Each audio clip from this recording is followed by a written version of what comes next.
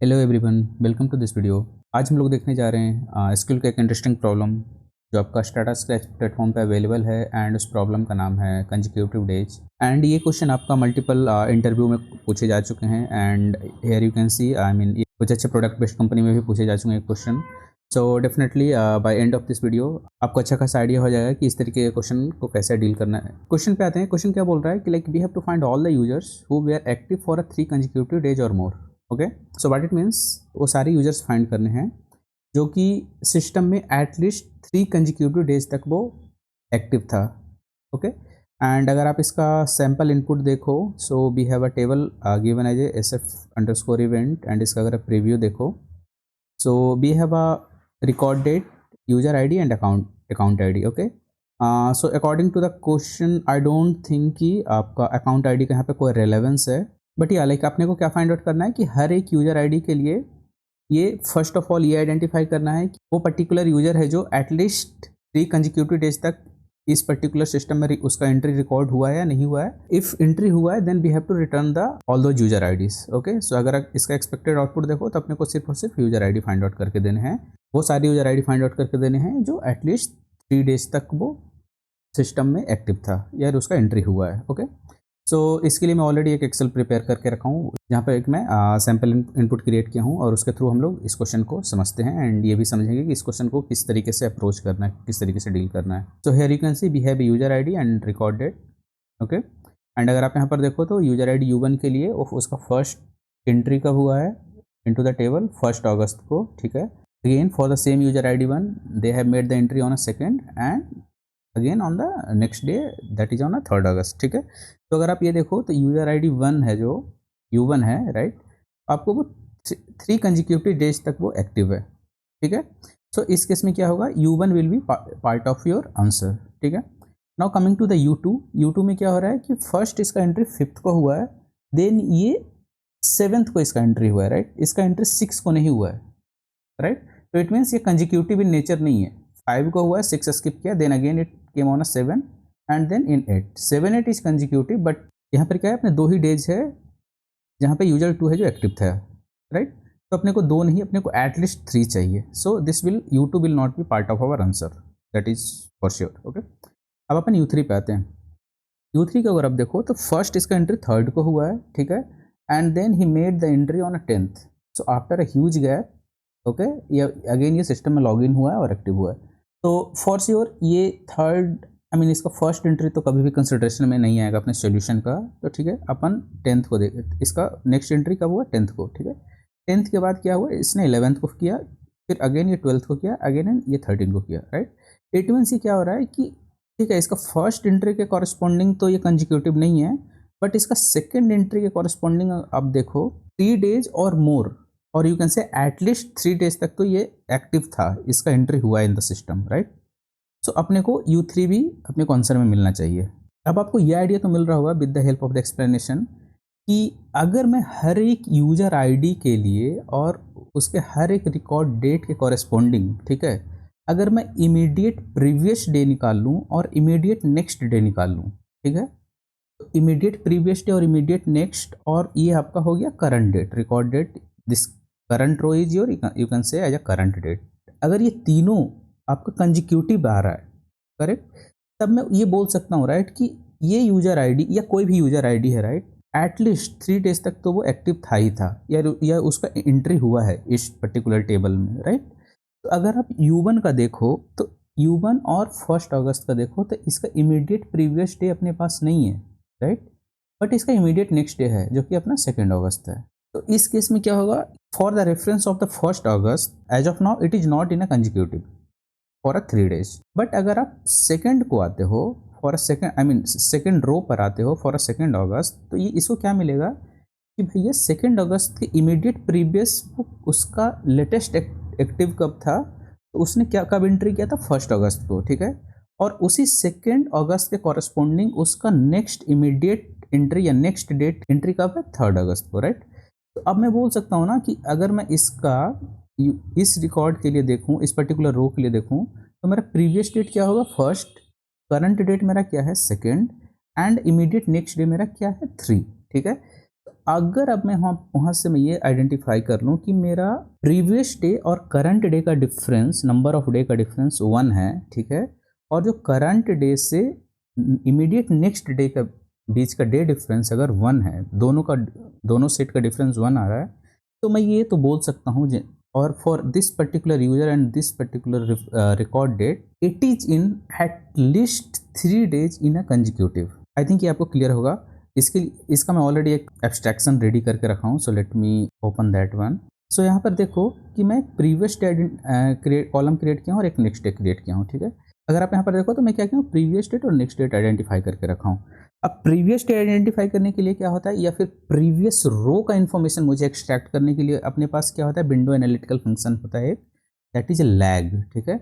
अगर आप किसी भी रो पे खड़े हो और उस रो के जस्ट मुझे प्रीवियस रो का इन्फॉर्मेशन चाहिए, ठीक है, इस रो के पहले इसके ऊपर वाले रो का इन्फॉर्मेशन चाहिए, तो अपने पास एक लैग विंडो फंक्शन है जिसको हम यूज कर सकते हैं।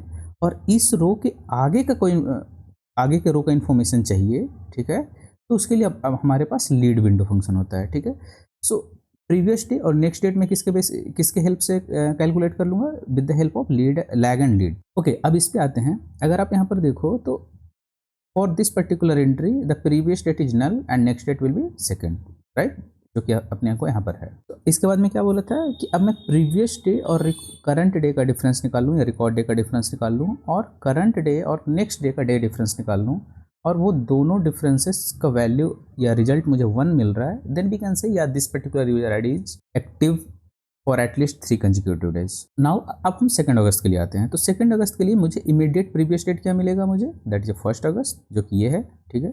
एंड इसी 2 अगस्त के लिए मुझे इमीडिएट नेक्स्ट डे मुझे क्या मिलेगा, 3 अगस्त, जो कि यहाँ पर अब देखो नेक्स्ट डे मैं कैप्चर किया 3 अगस्त। अब यहाँ पर अब मैं प्रीवियस डे और करंट डे या रिकॉर्ड डेट का डिफरेंस निकालूँ तो 1st to 2nd के बीच का कितना डे डिफरेंस है, 1, right.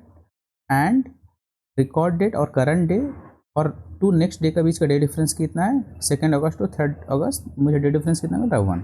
So it means user ID 1 will be part of our result set, ठीक है। यूजर 2 के लिए अगर आप देखो तो सेम अप्रोच फॉलो किया हूँ, बट अगर आप यहाँ पर देखो तो we are not getting any such differences जहाँ पे आपका प्रीवियस डे और रिकॉर्ड डेट और नेक्स्ट डेट का बीच का डिफरेंस है जो 1 मिल रहा है, ठीक है।